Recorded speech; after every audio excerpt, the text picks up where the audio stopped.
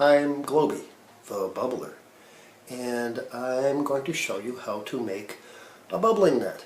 It's a large triangular shaped net that you attach to two poles, and you dip it in bubble solution, hold it up to the wind, and it makes huge clouds of foam. It's a very cool effect.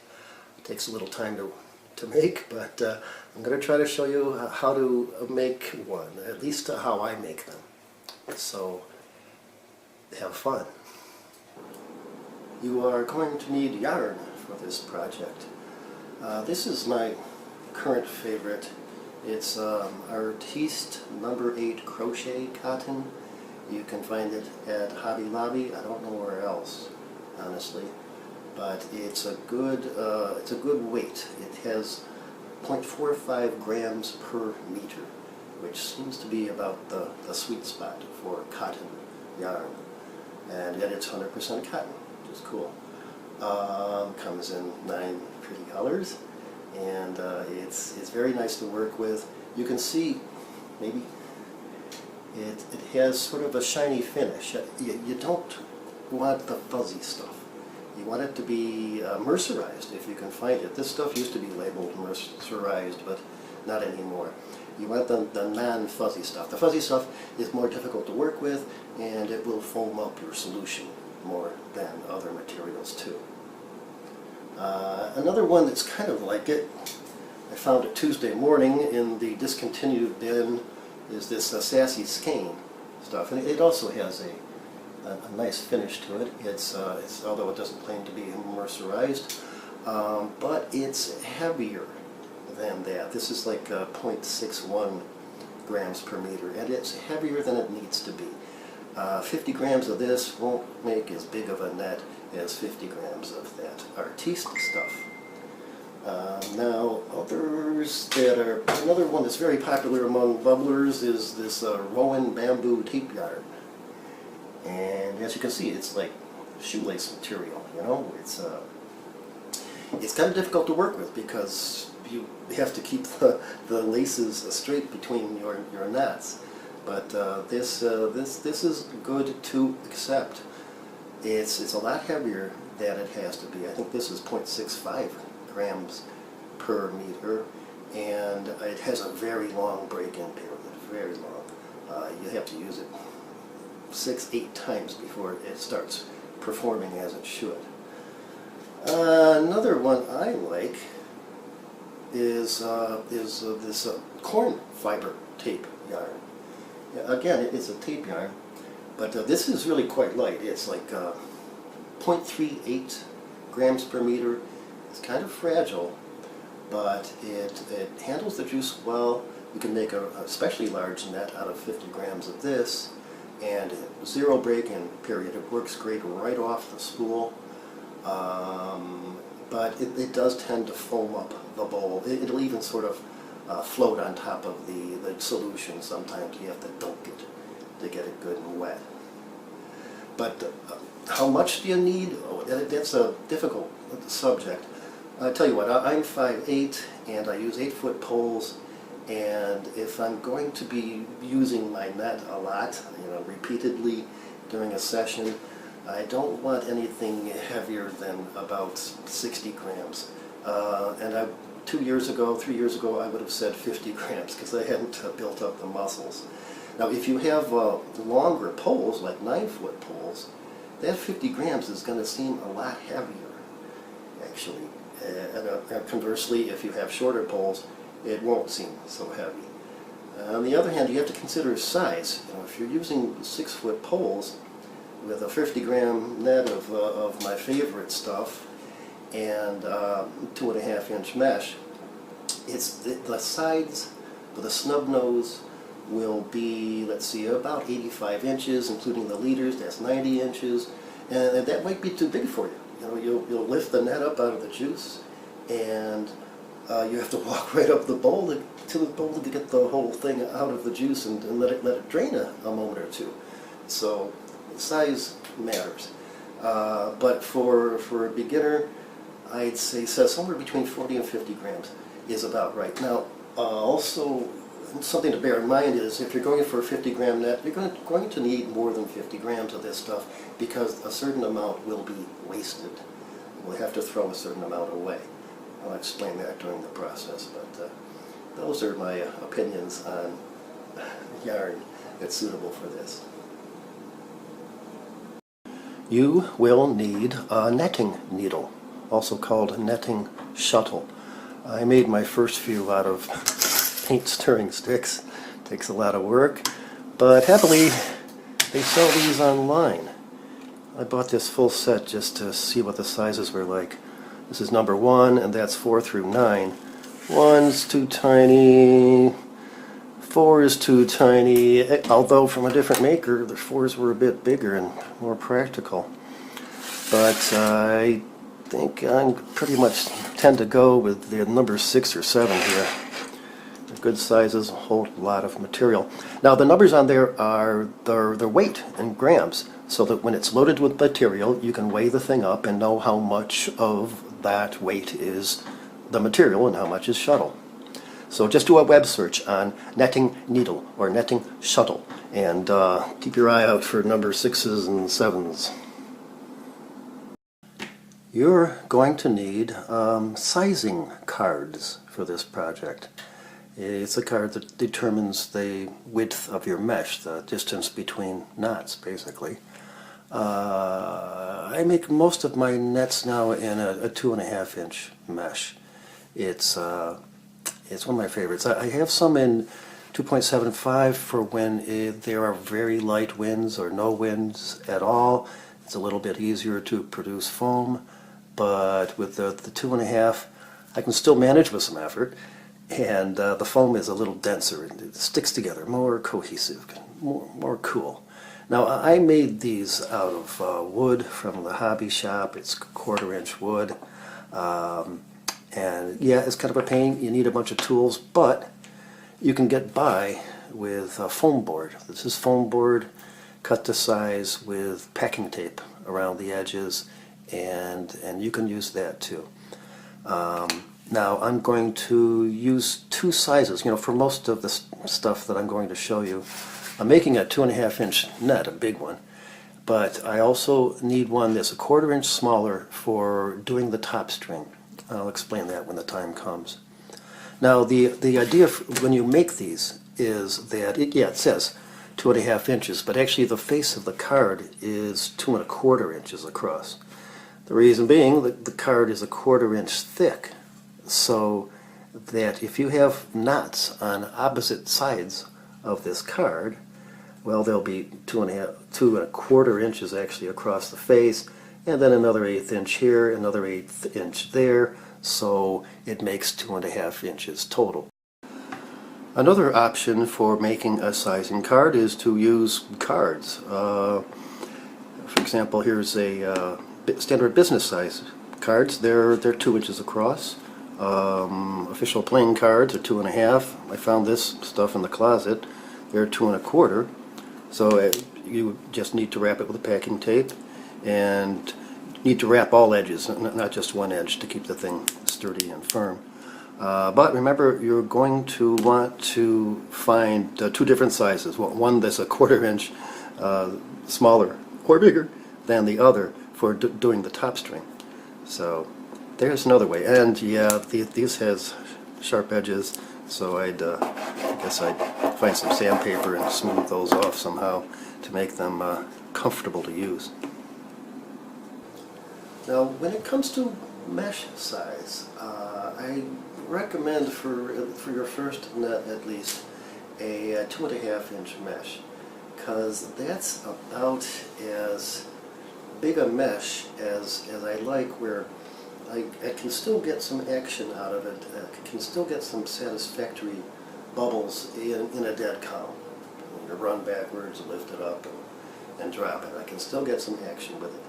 With a wider mesh, it's even easier in dead calm or light winds, but the cloud doesn't stick together as much. I like to have the cloud hold together better than that.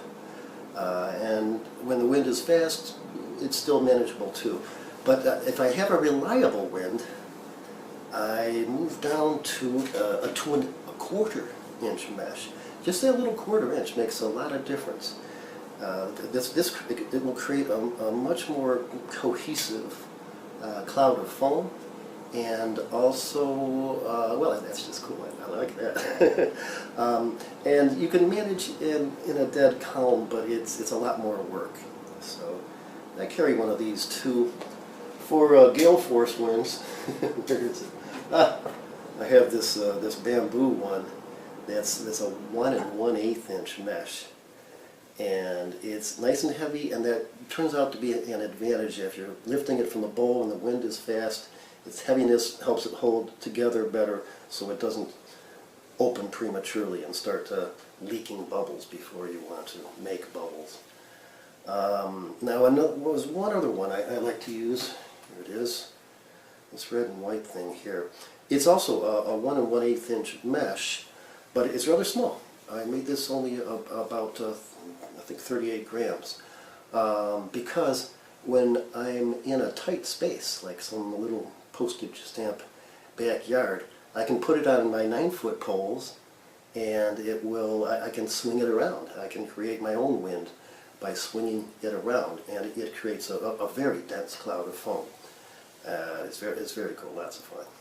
So for your first net, go with 2½, but you might want to experiment with finer meshes for other purposes. Now, anything beyond it, I have sometimes a 2 3/4 inch mesh, and it's great in a light wind, but the cloud is unsatisfyingly sparse. At 3 inches or so, I don't like the effect at all. I think it's just uninteresting. It's a lot of individual bubbles. It will make a scene, but not the kind of scene I like. You're going to want a couple of rings to attach to the ends of your leaders so they can attach to the ends of your poles, whatever kind of clips you have. This here is a number 6 split ring. You can get them at Cabela's, or you might find them in your tackle box or that of some guy you know. That's kind of a small one. Here's a 16mm one that's a little bit bigger but would work as well. I use these solid O-rings. That's a nickel-plated zinc O-ring. I prefer it to the split rings because once in a while the split in your split ring will snag some of the material on your net. But the idea is to add something that will accommodate whatever kind of clips you have on the tips of your poles for easy attachment and removal. I suppose it goes without saying that you're going to need some good scissors. Good scissors are better than bad scissors. It can be frustrating.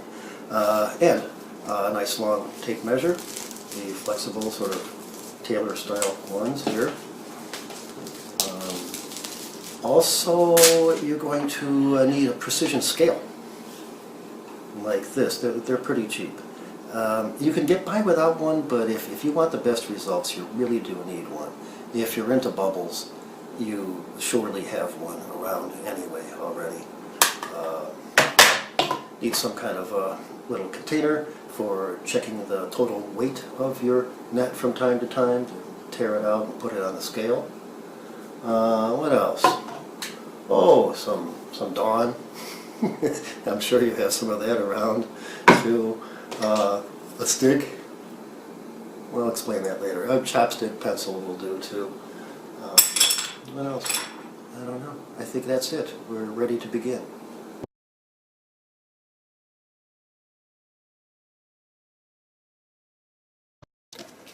Loading the shuttle with yarn is pretty easy. Just put the spool in a bowl, or the skein I guess you'd call it, and grab the end, put it on the side of the shuttle, hold it down with your thumb, stick it through that tab there, and we're going to sort of lock it down on this side, and go to the other side and repeat and repeat. But the thing is, you don't want to keep spinning it around and around. You want to keep flipping it over this side, then this side, then this side, instead of round and round and round and round. Otherwise, the yarn will come off really twisty. So I run it on this side, and this side, and that side, and that side. And you just keep going until you're sure you have enough for the whole project, or you really can't fit it anymore on the shuttle. By the way, if you have one of these shuttles that holds a lot of material on it, be careful not to put so much on that it won't fit through the mesh of your net. One way to know if you have loaded too much material on your shuttle is to take some of the yarn or whatever and tie it around the sizing card. Make a loop. That's the smallest loop you'll have to get the shuttle through, and then see if it fits. I'm going to be able to get away with this. There's about 20 grams of material on this thing, but I'm making a 50-gram net. I'm near the start, so this'll be nice to work with. This is how you start a pointed tip net. Got your shuttle ready, pull off a little bit of line from it, get your sizing card handy too, and what we want to do is make a loop that's about 1.5 to 2 times the size of the sizing card. Form a loop about that big, and I'm going to tie a knot in this loop here, just a simple overhand knot. So it comes out about 1.5 or 2 times bigger. That's about right. That's pretty close. Okay. Now, I'm using a paper towel holder for an anchor here. I'm going to loop this thing on there with that knot's tail pointing off to the left, like so. Okay, now you grab your sizing card, put it under that knot and under the line, or the line goes on top of the card. Now you go over and behind the card and behind and through that first loop we made, like so. And you lock it down. The knot goes like this. You go over those lines, a loop is formed, and you come behind and through that loop and pull it tight against the top of the card, like so. And then you do it one more time, like so, and like so. Okay. Now I'm going to pull this off and turn my work upside down and go on with the next row, which is a little bit different. It's just like all the following rows will go. You identify the most recently formed loop. It's right there. And you go around the card and behind and through that loop, like so. Get this other guy out of the way. Alright, like so. And you lock it down, just like we did with all the others. And same thing for the other loop.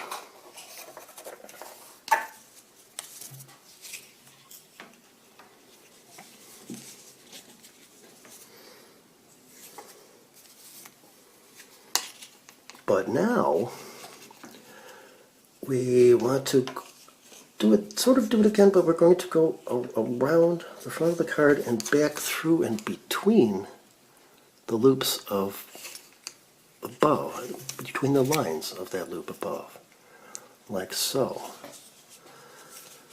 So we're forming 3 loops for this row instead of just 2.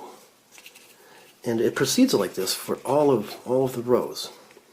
You form a loop using the loops above, and then you create an extra loop at the end. I'll do one more, and just to give you the idea, maybe speed things up a little bit. Now you don't necessarily have to turn this and flip it upside down every time as the neck gets bigger. A little bit of twist won't be a big deal. Won't interfere with you. But here we go. Most recently formed loop. It's pretty obvious what the most recently formed loop is at this point. Pull that knot up flush against the top of the card, like that. Go around and make that lock knot, like so. And now we have a nice big loop to go through and behind in the center here. Lock it down.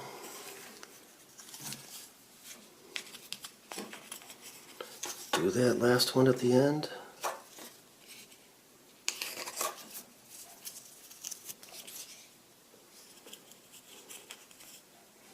Like so.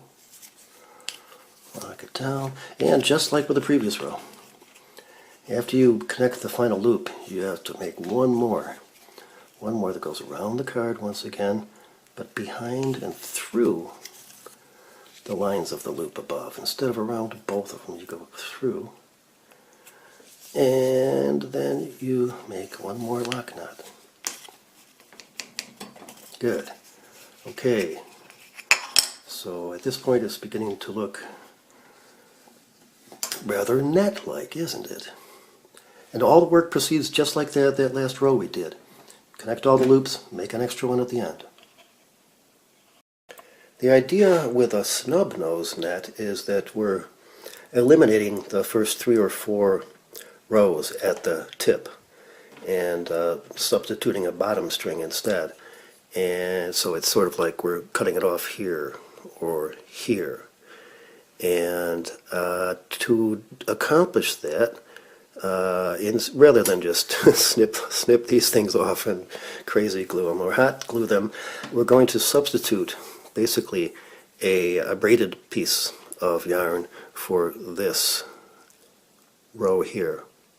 It's going to form a new bottom string. Now when you braid these, make sure it's a very loose braid. We want it to be nice and supple. Okay, and as far as the length goes, it's substituting for this row in a way. So this is a 2-inch mesh. I have 1, 2, 3, 4, 5, 6 pieces to substitute. 6 times 2 is 12. So I braided this for about for like 14, 16 inches because we want to tie a little square knot in the end, and this becomes the anchor for our work, like so, and work proceeds from there. And this is how the knitting goes on that bottom string. You take the bottom string and take your line and make a clinch knot on the bottom string. It's one of these knots that goes around and then back from behind and through like that. You pull it tight, and good. You want the tail of the knot to point off to the left, because we're going to make more knots off to the right. So now you take the line and it goes over the card, behind and through the top string, like so. Now this forms the loop back there, and the idea is to go around and behind and through that loop too. It's a little awkward, but we'll get used to it. Pull that knot tight carefully. Finagle it into place so it's right, just to the right of the first knot. And you continue like that. Over, behind, and through. Find the loop. Go behind and through it too. And pull that up against the top of the card.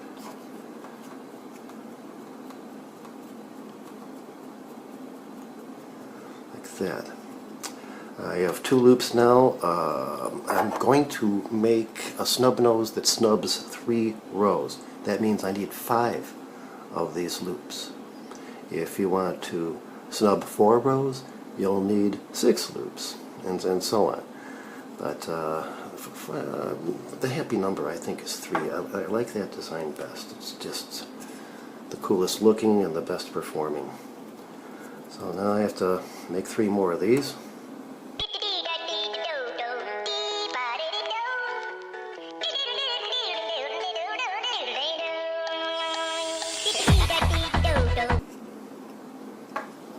Okay, 5 loops. 1, 2, 3, 4, 5.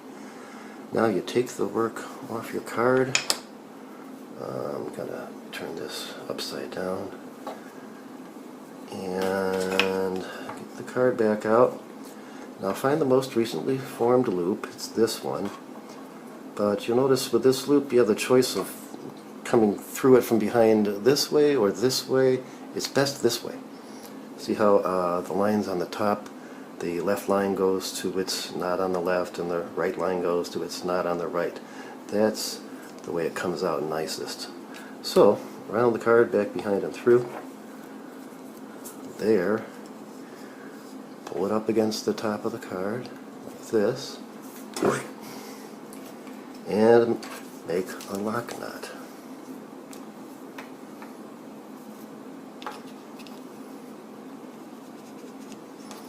And all the remaining loops are treated the same way.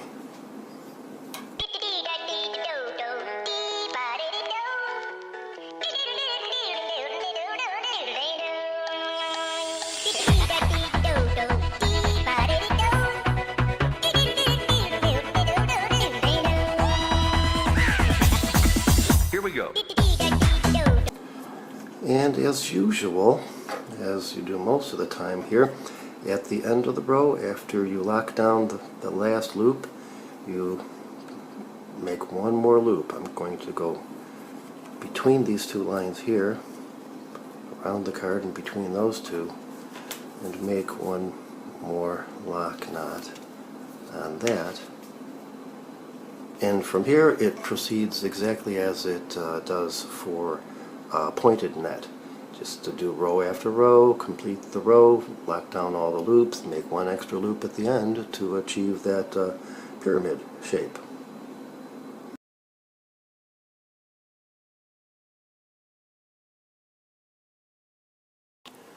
At the end of every row, when you make that final extra loop, the extra knot kind of creates a bit of a dog leg there that adds a fraction of an inch to the length. And when you get out to 15, 20, 30 rows or so, that adds up and it gets leggy. It becomes longer than the columns right next to it.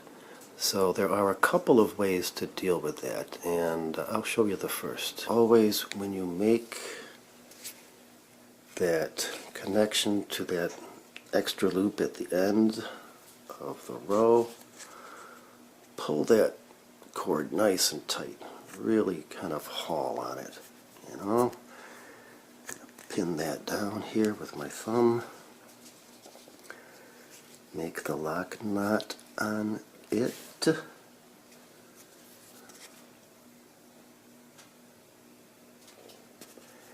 And then when you form the extra loop for the row, you also want to make that as tight as you can. Just really haul on it as you make that final knot too.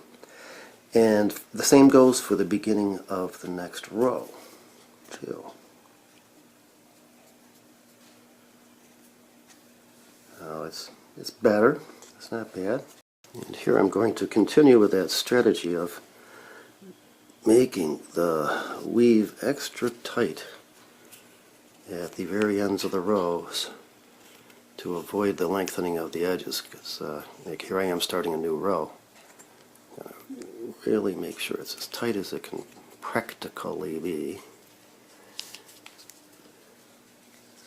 When connecting to that first loop of the row, nice and tight, and continue with the extra tight treatment for the next loop as well. It's not good to have the line across it at an angle like that. You'll get a little tighter if it's perpendicular to the card instead. Anyway, tight, tight, tight. Make that lock knot. And I'll continue with the row in a more relaxed fashion. Another way of dealing with the lengthening edge problem, it goes like this, is when you finish a row, go ahead and pull these nice and tight, the end columns, but strip all the stuff off as usual, and then when you go to start the very next row, you go through that first little extra loop as usual, and pull it tight against the card. But if you pull a little bit beyond tight, if you allow the threads of the loop above to sort of pucker up a little bit like that, you can see better like this. Yeah, that artificially shortens the edge too. If you, here it is non-puckered, it's just straight lines, but if you pull it up a little bit extra, you'll have a little bit of slack in there between the knots.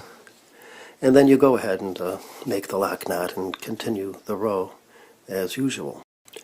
Whether you're making a single or a multicolored net, at some point you're going to have to attach a new length of yarn. These shuttles can't hold the whole net all at once, and you don't want the connecting knot to be in the middle of a row. You want it to be at the end of a row, right there, for the nicest effect.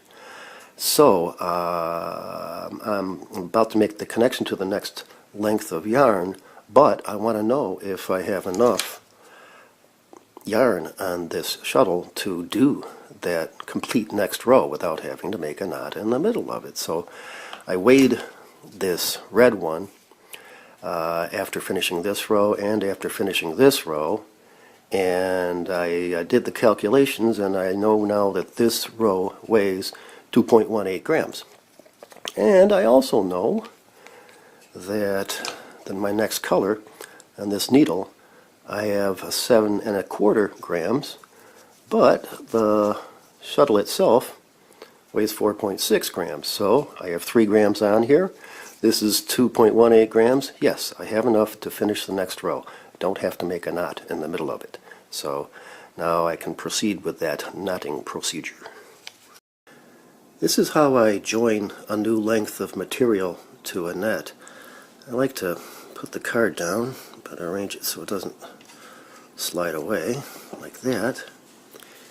And then this is always done at the end of a row, and you have that one piece coming down that would start the next row, but you cut it off about 1 inch away like that. Then you get your new line, and you make a square knot, reef knot, in the 2 lines to join them together like this. Boom, boom, boom. And then as you tighten it up, try to arrange it so the knot comes right about there, right at or a little below the bottom of the card, like so. Pull it that way, and pull it this way, and back again, like so. Now when you cut the ends off, you really want to leave a fairly good amount of ears on those lines. Here we go, like right about there. Yeah, that's what I like. So you see there's a fairly good amount of extra material coming out of the knot, but that's okay. We want it that way. You want to have some extra. As it goes through its first washings, these will puff out, sort of, and in essence sort of lock the knot in place. your rows will come out a little more even if, as you grab that loop from the row above, you pull off to the side like this and try to reach a little bit beyond the center of that loop and then pull it over. Knots come out a lot more even that way. Now it might appear right now that the knot on the right is a little higher than the one on the left. That's okay. When I make the next loop, it'll pull that one on the right down a little bit. So you want to cinch it up against the top of the card. It pays to go pull it up a little bit like that to lock the knot, make it tighter by pulling up a little bit. Now if the rows somehow end up really way off in evenness, if those two knots up there are really different, well, these are nice and even, but suppose it was like this, really messed up.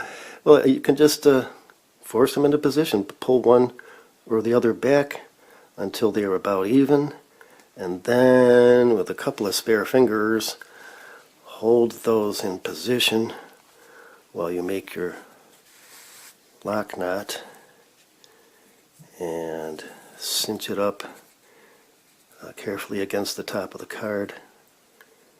And once that's a little tight, give it that bit of more tightening, like so. Even if you have unlimited workspace, once the net gets really huge, the weight of it pulling on your card can be kind of a nuisance. And there's a way to lighten that up and also to sort of give you a fresh start on the evenness of the rows and columns that may have accumulated during the knitting. So cut a length of string about yay long, I guess that's 8 inches or so, and get yourself a stick too. Pencil, chopstick, skewer, whatever. And on your net, find its edges. It's one of its edges. You can tell them they always have either 2 or 3 lengths of yarn going between them. So I'm going to start over here and take the chopstick and go right through her, like that. And now it's just a matter of zigzagging in and out of the weave all the way across till you get to the other edge.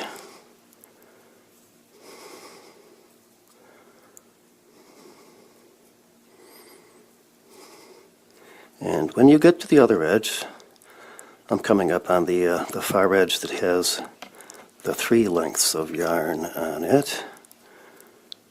And you just go through any 2 of those 3, and that'll work okay. Like so. Once you've got that on your stick, I guess you could do it with your fingers, but it's a lot easier with a stick. Poke a finger through, pull the stick out, stick that piece of yarn you cut through there, and tie a square knot in its ends. Don't pull it tight, just tie a knot there.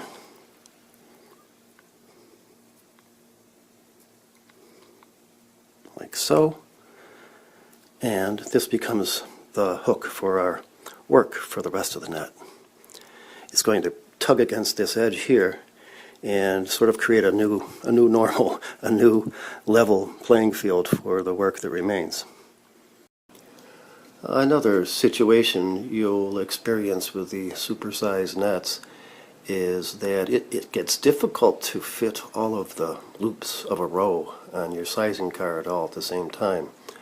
It doesn't mean your sizing card is too small. This is about 3 inches, and you don't want it bigger than that. It's just uncomfortable to work with. But no big deal. All you have to do is strip off most of the material, pull it off one edge, like so. Keep a few rows there still, and just scoop those over. and you can then continue working. Grab that, pull it over, make the knot, and so on. You may find that the knots come out more even in the row above after doing this maneuver. The precision scale comes in handy also for checking the total weight of your net. So as you're going along, find some kind of container that will hold the whole net, tear it out on the scale, toss your net in there, and see what it weighs. I got 35. And it just so happens with this material and these sorts of meshes and using the methods I describe here, the top string will add about 9%. So 35 grams, 9%, about 3 grams. So I'm heading for a net of about 39 grams right here, right now, if I were to put on the top string right now.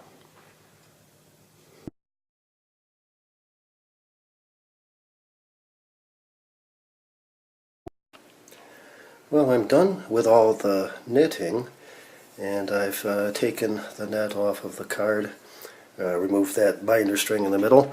Now I want to identify the path that the top string will take through the mesh at the top. And it could be a nuisance, but it takes a little time. But basically the idea is you start at the end loop. I'm behind the knot there. I go in front of the knot here, behind the knot, in front of the knot, behind, in front, and so on for the whole length. It's just kind of easier with a stick or a finger.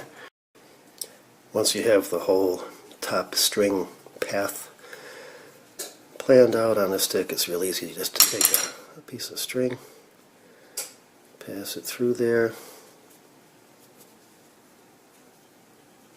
like that, and tie it off for safekeeping so it doesn't somehow unravel before we make the top string and can pass it through there. Now about the length of the top string. Okay, we're making a triangular net, and it's basically a right triangle if you let it be.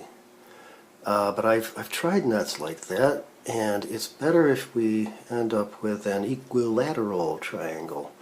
I want all of the sides to be the same.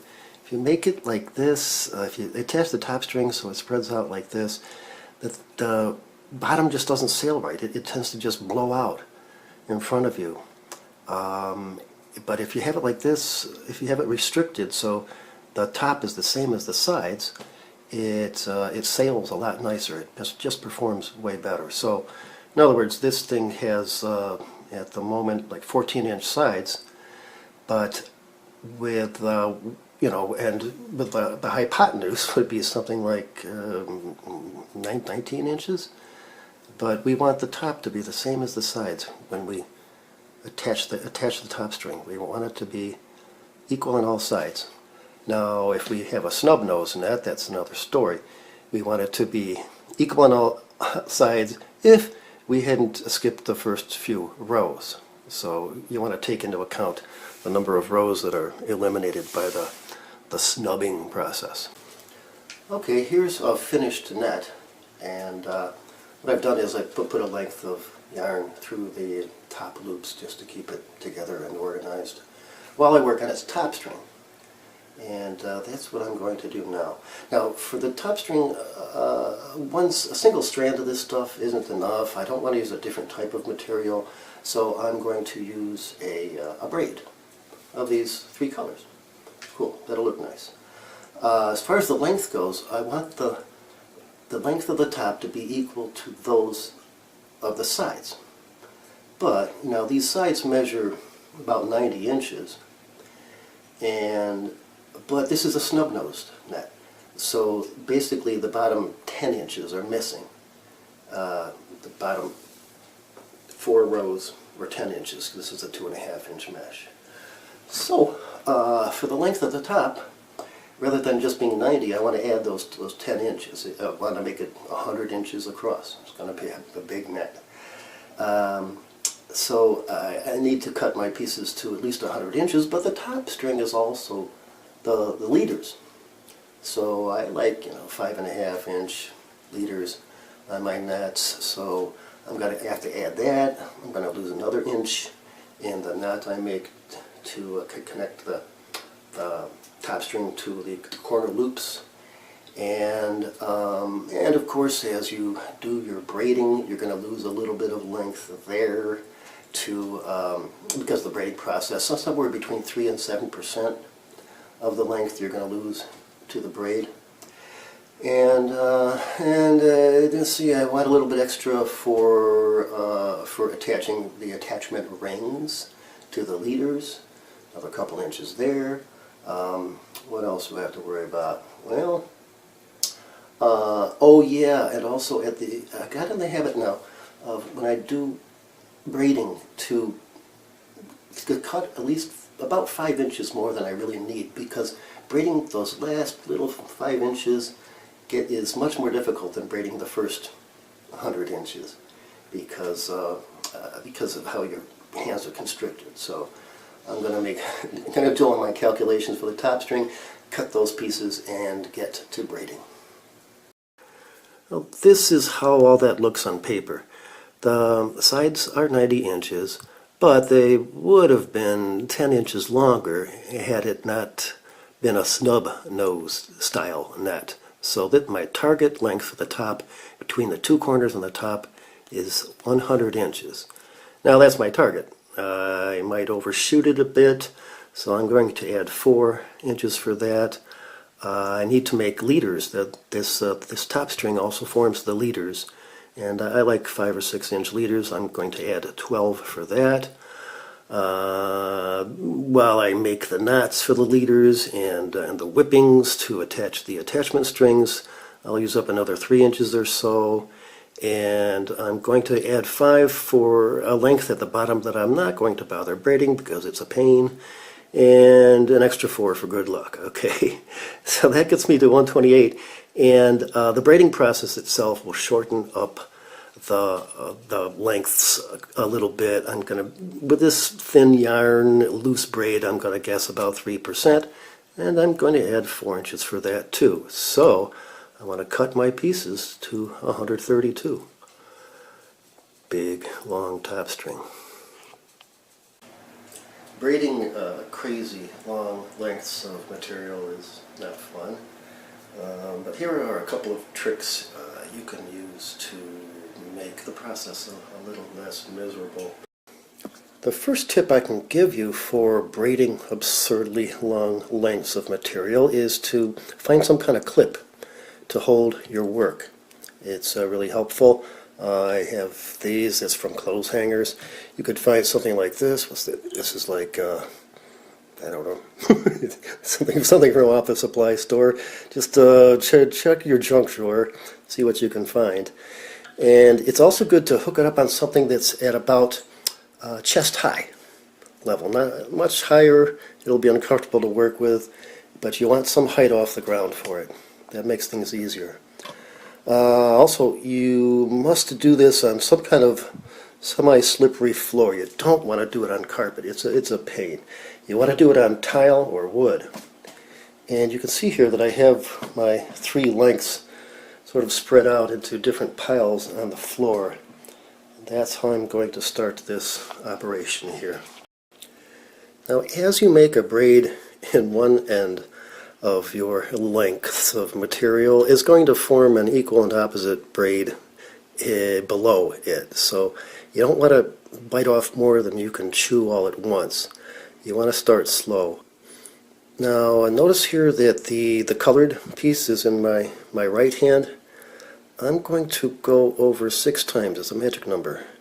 1, 2, 3, 4, 5, 6, and that the colored piece ends up in my right hand again. At this point I want to pull it through.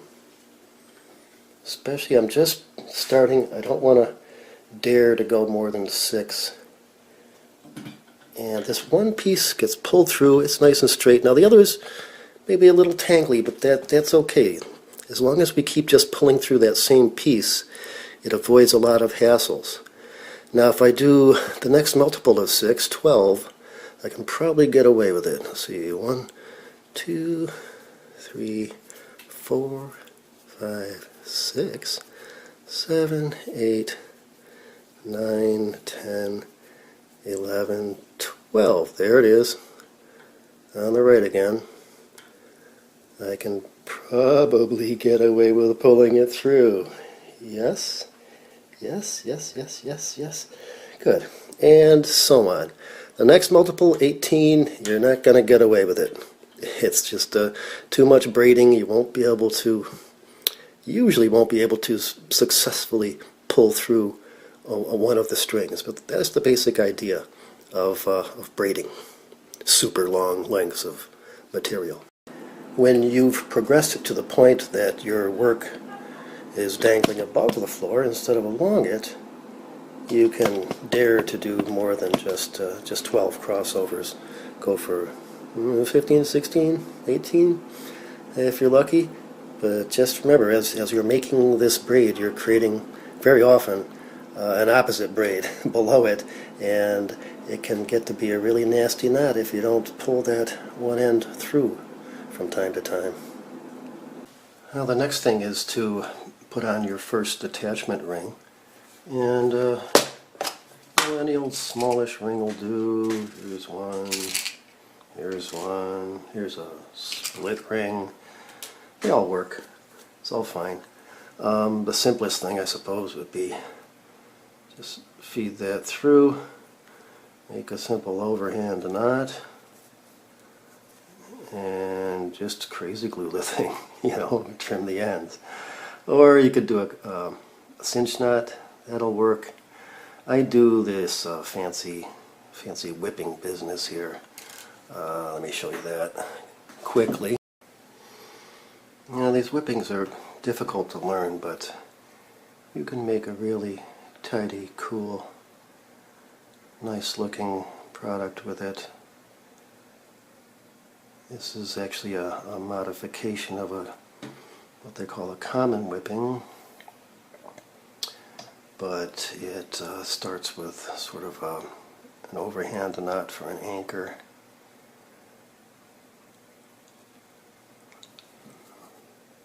Yes, I use my teeth quite a bit. Okay.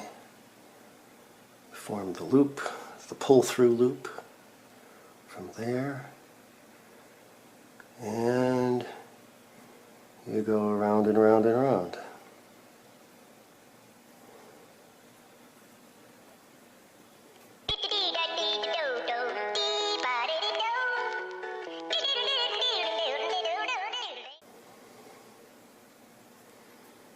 Pull off that little keeper thing there.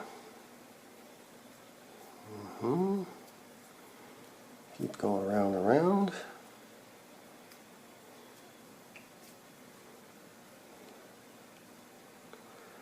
Make sure to trap that little bit of fuzz that's sticking out there. Ooh, I've almost got it all. Come on. And it's time to put the tail through the pull-through loop, like so. Pull that down to the body of the knot, take up the slack, and pull the end in for a couple of wrappings. And there you go.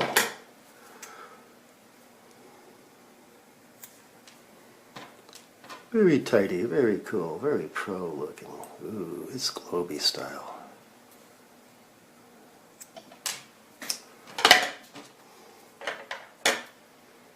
Like so. That'll hold. Can't pull it apart. The exact position of the other attachment ring is sort of unknown, so I just made a rough overhand knot here towards the end of the other end, and that'll just help me to hang the thing while I do the next step, and that is attaching the top string.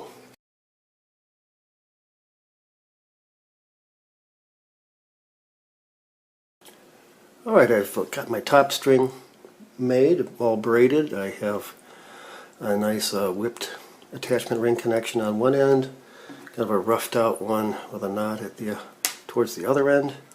Conveniently, this net still has its path, top string paths already marked with that stick there, so I just put this through, and now I need to string it up end to end. I have a couple of valets, clothes horses that I use for that.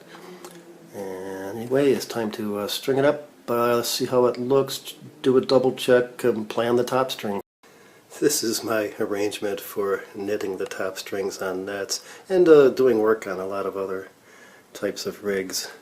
I have this clothes horse valet thing here, and it has these little knobs and clips, various types on it, and I've strung it over to another one. Oop, there's the net, waiting to be spread out there. And the other end, way over here, is attached very roughly with that ring to another clothes horse. So it's time to spread that net out and see, well, double check to see if I have it strung right for sure. Okay, it's strung out, and I can see I didn't make any flubs. Everything's as it should be, beginning to end. Here we go, all the way to there. At this point, I want to finish the formation of the first leader, and all that really entails is taking the leader and making a simple overhand knot in it around this corner loop of the body of the net. And that's easily done like this.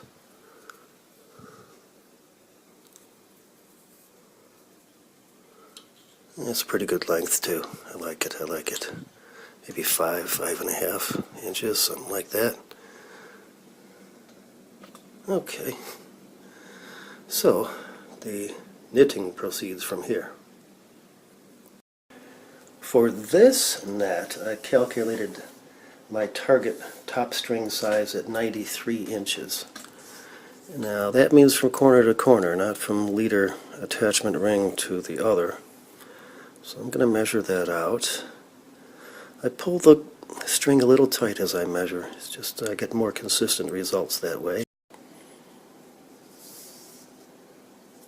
Okay, there it is, right there, 93. And I'm going to mark that with a bit of string. That's where we want the other corner of the top to be, right about there. You'll need at least 1.5 times the length of the top of the net to do the knitting, to connect the top string to the body of the net. And through the miracle of precision scales and mathematics, I know that I have at least that amount on my shuttle already. Now the goal is, when attaching the top string, to have the knots be 2.5 inches across, just like the rest of the mesh. But the 2.5 inch sizing card won't work for that, because when I make a knot over here, it's going to be pulled tight, and that's going to add about 1/4 inch. So to get a better results, I just happen to have a 2.25 inch sizing card that I use. It comes out a lot closer. You know, chances are slim that we'll come out exactly at our target, but this is the best way I've found so far to accomplish the goal of having our knots spaced here the same as they were in the mesh of the net. Alright, I like to start the knitting with a clinch knot, just a little bit beyond this knot here where we attached the top string and leader to the body of the net, to that corner loop. So I'm just going to make one of those here.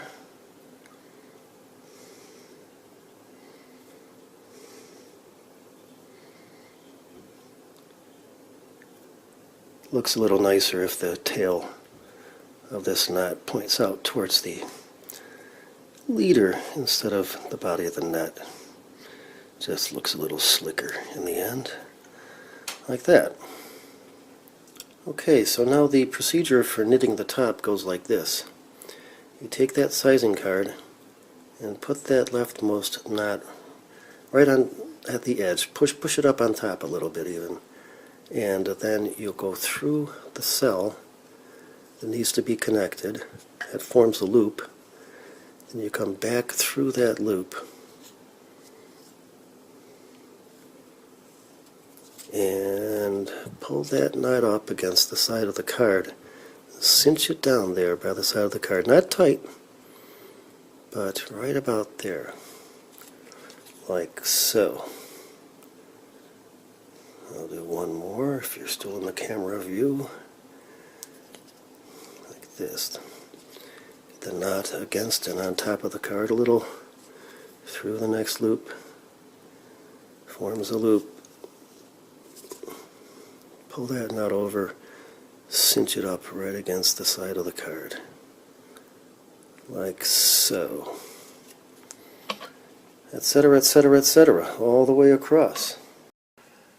You'll soon discover that this weave we're using to connect the top string creates a lot of twist in your string and your yarn. And there's really only one practical way to deal with that, and that's to undo it by spinning your shuttle in the opposite direction. Like this, or like this. And then it gets more relaxed and easier to deal with. Okay, we're almost at the end here. I'm going to do this second to last loop, but not that very last one. That one we'll deal with in another fashion. Basically, going to make a knot, simple overhand knot in this top string around it, like we did at the start. Now, you can see here that we're about 10 inches from our target top length, and that's okay. That's just as it should be, because we just made 40 knots across the top here, and each one has about a 1/4 inch of yarn in it that's yet to be pulled tight.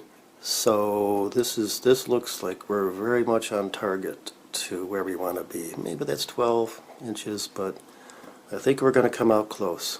Everything is looking just fine. The next step is to go along and straighten out the mesh of the net. You can see it's a little uneven here.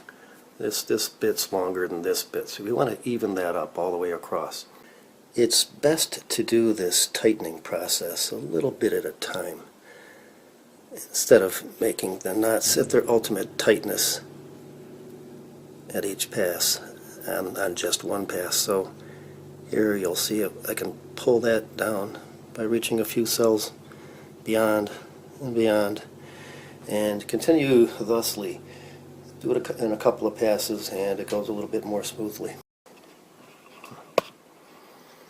Now, if you weren't lucky enough to come out so close to your target length, it's not a big deal. You know, if you came up like 4 or 5 inches shy or beyond, it's okay. Just go with it. It's really difficult to get that right. Sort of a matter of luck that I did. I'm going to take mine off right now, my little target marker. Now the knot tightening process will invariably have messed up the net mesh a little bit, and you can go back and even that up now too, once again, before we finish off the knitting for the top. The final loop's connection begins just like the first one did, with an overhand knot of the top string on it. So I'm going to do that here. Looks like I knitted a lot more top string than I really needed, but better to have Too much than too little. There. I just guesstimated where 2.5 inches would be, but it looks about right. For that final knot, just pick up your shuttle again, pull the string across that last knot like that, hold it there, form a loop in front, sneak around back behind, come back again from the front through that loop, and pull it over tight against that knot. Like that. Beautiful. I sometimes make an extra one just for fun of it. And I can do it now just for illustration purposes. Make a loop in front, come back behind, go through that loop again, and finagle it into position down on that knot at the end. Pull it nice and tight. And then just trim the end. Don't knock yourself out making sure this mesh is perfect in every way, in every place, because as you use the net, the knots are going to slip. The mesh is going to slip through the knots anyway, and that's okay. The mesh, it sort of finds its own way as you use it. You know, due to irregularities in the weaving and such, it's going to find its own way. It's going to sort of shape itself, and that's okay. That's okay. Once you've finished knitting the top string, all that remains is to make the second leader, just like the first leader. And if you're making a pointed knot rather than a snub nose, you're done. There we go.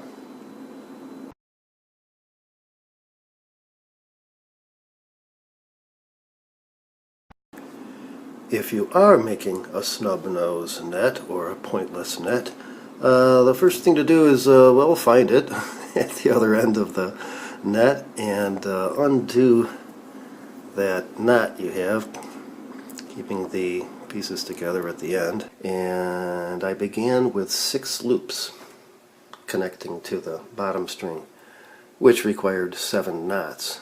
So it's time to spread this bottom row's mesh across the bottom string. Now you'll notice in all those rows there that the end 2 knots will need to stick together. Separate those and pull them out towards the ends of the bottom string, like so. But not absolutely tight. The thing is, I've discovered that rather than have this length be the same as the total of this and this is 2.5, that's 2.5, rather than make this 5, I want to make it about 4.5.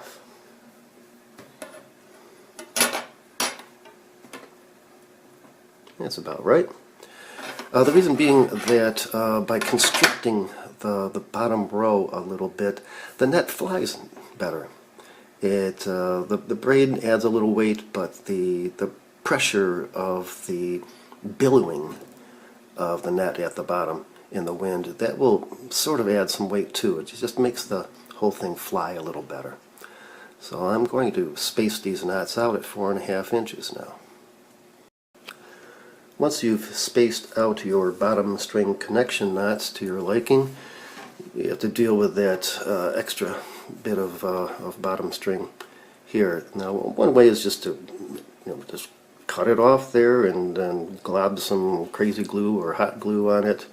Another is to tie an overhand knot in this and cinch it up against that. And then maybe if it makes you feel better, add some crazy or hot glue to it.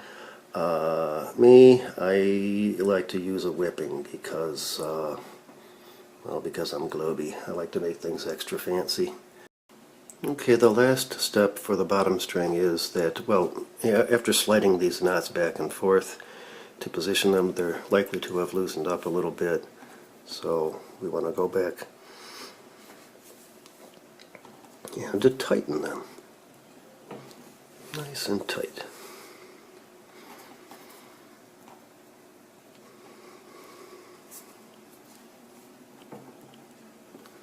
Like that. Yeah. And that's it for the bottom string. Alright, we've finished building the net, and the next step is to wash it. Give it its first washing, first gentle washing. It's always easier, though, when you're going to wash one of these things, is to take the leaders and just tie them together in a loose overhand knot. That way the leaders won't feed through the mesh as much as they would if they were just dangling there individually, and if it does go through the mesh, it's easier to pull out and make things right again. Now the purpose of this first gentle washing is to get all those little knots to start puffing out a little bit and to lock themselves into position. For its first washing, I want to be rather gentle with it.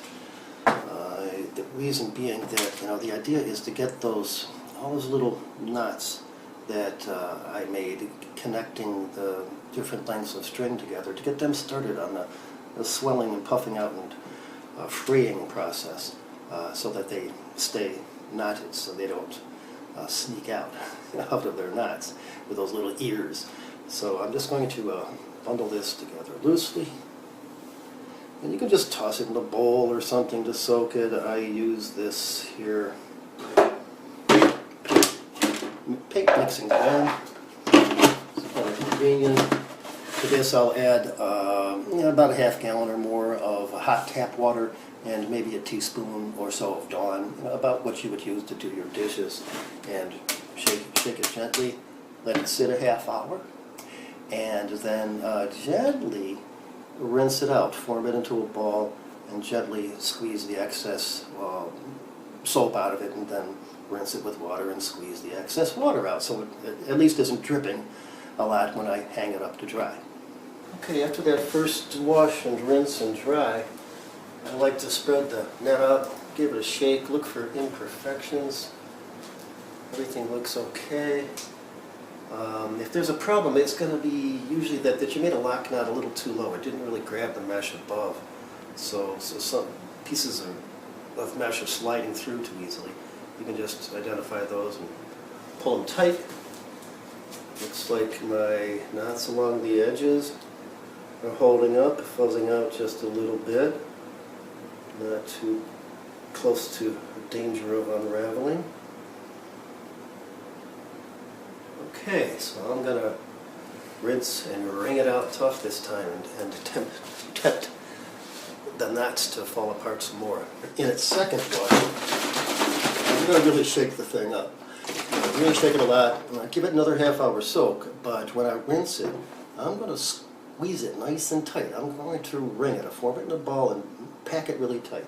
I want to make sure all the connections, all the knot connections, as well as the connections between the lengths of yarn, are going to hold tight. So once again, wash, half hour soak, a rinse, good tight wringing out, and a drying, and we'll do one more check on it.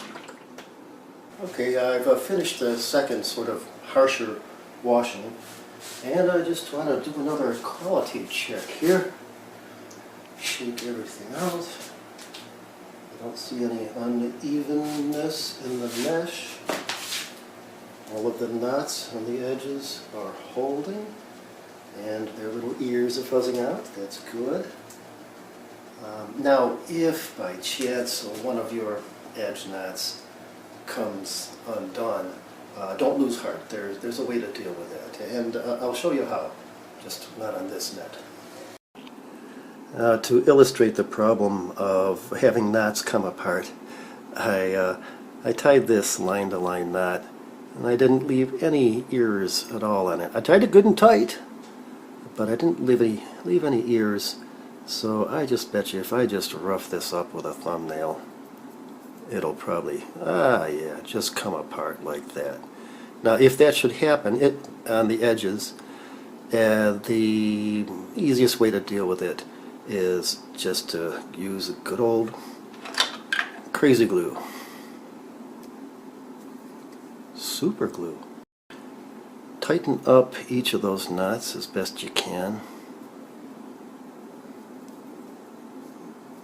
Don't pull it through. You want that knot to be as it is, just a little tighter over here and over here, and then put some crazy glue on it, right where that loose end meets the knot. There we go. It'll soak in and drink it up. Do the same on this other side.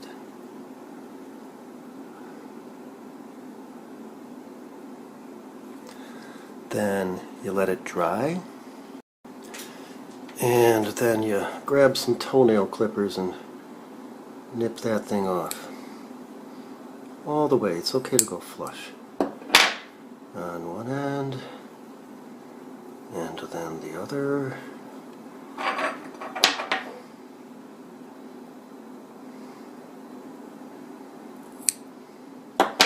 Like so.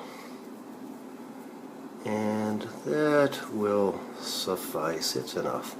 Looks a little weird because there's just one strand between these cells instead of 2 or 3, but not a big deal.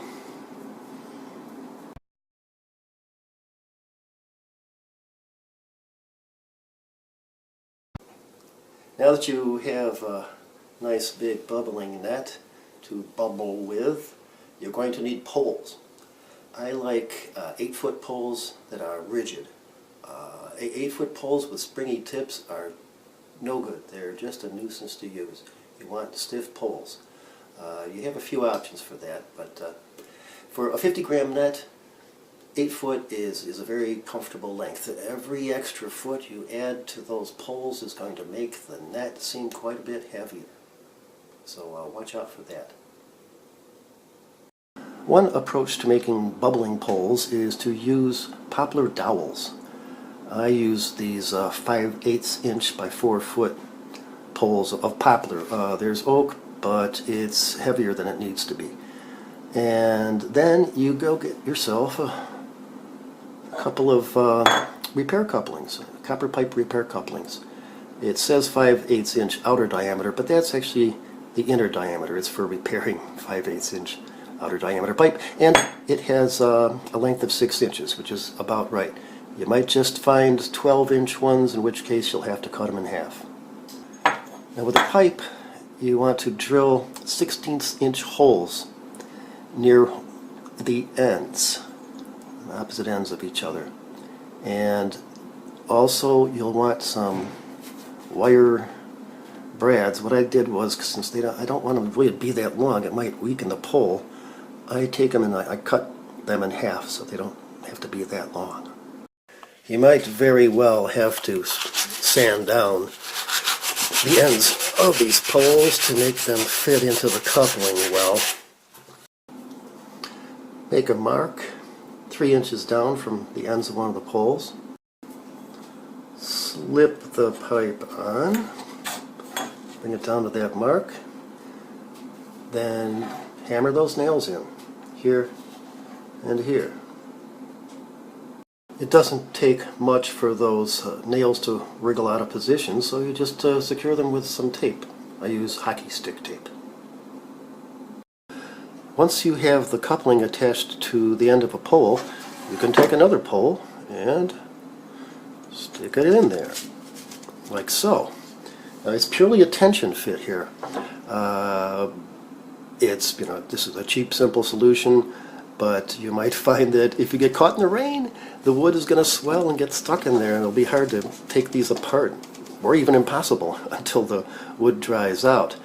On the other hand, over time, it might get looser and looser and looser and kind of fall apart on you as you're using it. I sort of compensated for that here with this piece here by adding some wire, drilling small holes and putting some brass wire through there to kind of make the fitting a little tighter. The simplest approach to adding an attachment system to the tips of your poles is to just use a screw eye and a snap swivel. I think that's a number 5 right there. But what you do is open up the eye using a couple of pliers. There you go. Get that swivel on there and close the eye shut again, like so. And then you drill a pilot hole in the tip of your pole and screw the thing in. I use a system that's a little fancier. I like to have a finish washer at the tip and then a swivel without a snap and an S-beaner. These are a lot easier to work with if your hands are all soapy. Here's an example of how that looks all assembled together. For the finish on my poles, I use a combination of hockey tape and enamel, and the cool thing is with the finish I recommend, spirourethane, you can paint that tape and it'll stay there forever. These are like 4 years old and they still look great. The tape gives a nice grip too. Love that stuff. Another approach to making bubbling poles is to start with some telescoping fishing poles. These are 13-footers. They're light, they're handy, and what you want to do is extend them out and then mark where your cut should be. That's at 8 feet is what I do. And then you take it apart, you just remove this end cap and take all the sections apart. And then, once you have that piece marked, I'm going to have to use a cutting wheel to cut that. Takes a little time. Wear safety glasses. Make sure to save a little bit at the tip. Just nip it off, and then at the metal section at the tip, you want to scrape that up very nicely. Glue holds much better if it's roughed up, and you also want to scrape up the inside of the tip where it's going to be fitted. Really scratch it up. Like so. You'll need something to sort of stabilize the tip while you're doing the glue job, and it also plugs the tip so your glue doesn't dribble all the way out. I cut little plugs out of foam board for that purpose, and just stick those things on there.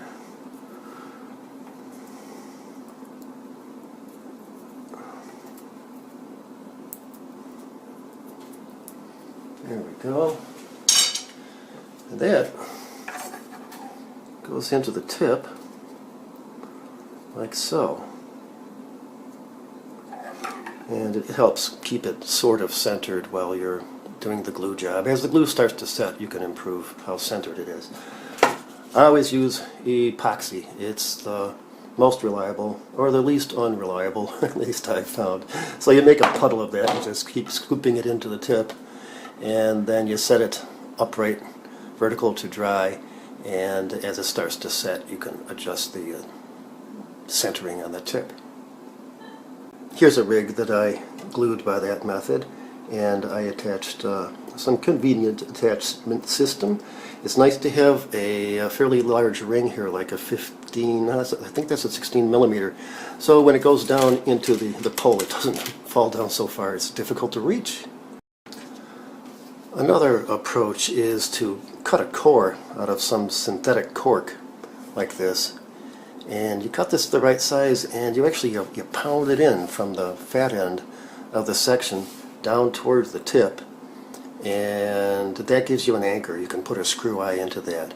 It's kind of involved. You need special tools. You have to make yourself a coring tool and experiment with different diameters, but that also yields a very good result. Here's a pole where I used that cork pounding technique to make an anchor at the tip. It's very effective. It's long-lasting so far. Now these poles, they're black. You set them out in the hot sun, and they can get nasty to touch, very hot to the touch. So I use hockey tape on this stuff too. I enamel it and also use a spar urethane finish. It lasts and lasts and lasts.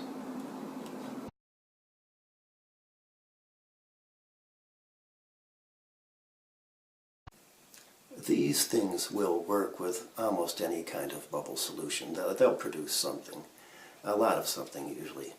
But I usually go with a 17:1 dilution of a blend of Dawn Pro and some other Dawns, and a full dose of elasticizing polymer. I use BLM, but whether it's that or PEO or guar or HEC, you can get by with half as much. You really can. It doesn't take a lot of polymer. With dilutions over about 22:1, you could see a drop in performance. You can add a little polymer maybe to make up for that. But then again, on very dry days, your bubbles will last a little longer if you use a thinner dilution. It pays to fill your dipping bowl before you put the net in it. If you pour into the bowl with the net in there, if you pour too quickly, it will make tangles. It can cause the mesh to feed through the mesh and make a big mesh of everything. Okay, put that net in the juice, get the wind behind you, lock one tip under the other. That's what I like to do to help prevent early blowouts when the wind's kind of gusty. Bring it up over the juice, just over the juice. Give it, I don't know,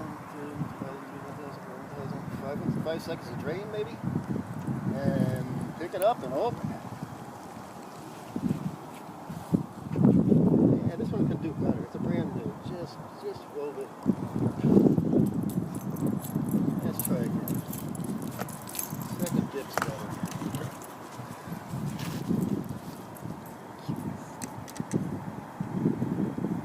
And go. Yeah. Nice. We kind of lost. We haven't got much wind. Now here it comes again. Yeah, that's nice. Yeah, well, this one the colors are such that you can see them even a little bit while the bubbles are coming out. You know, with the white and the pink, you can barely see what color that the net is as it is producing bubbles.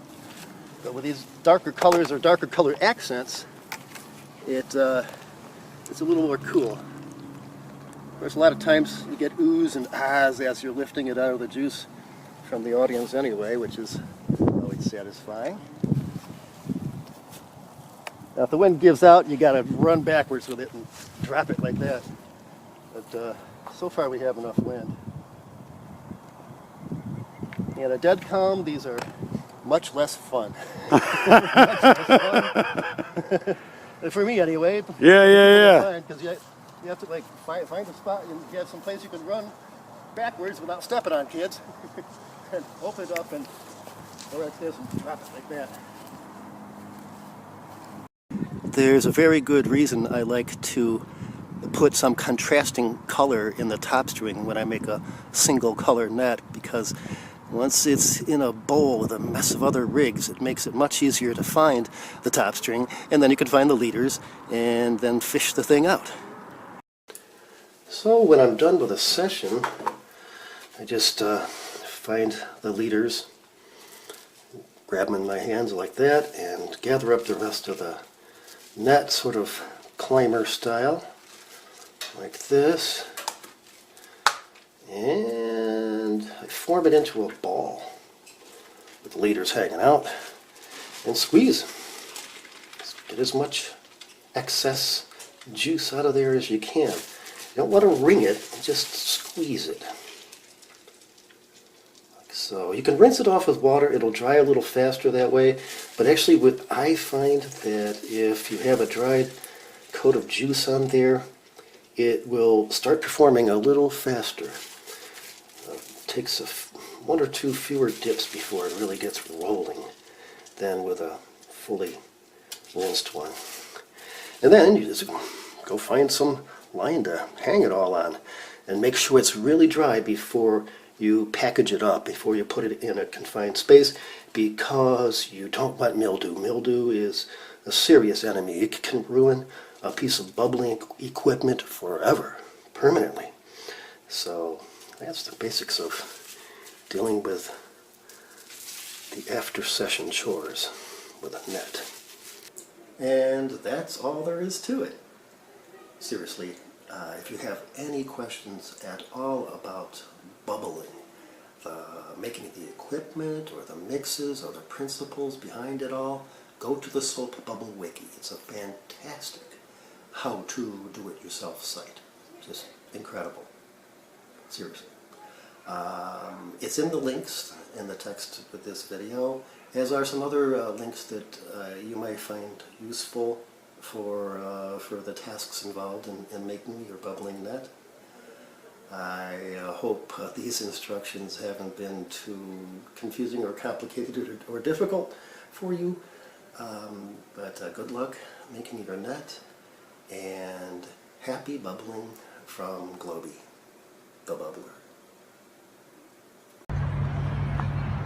Now do it. Okay, we have some wind again. Now, let's go.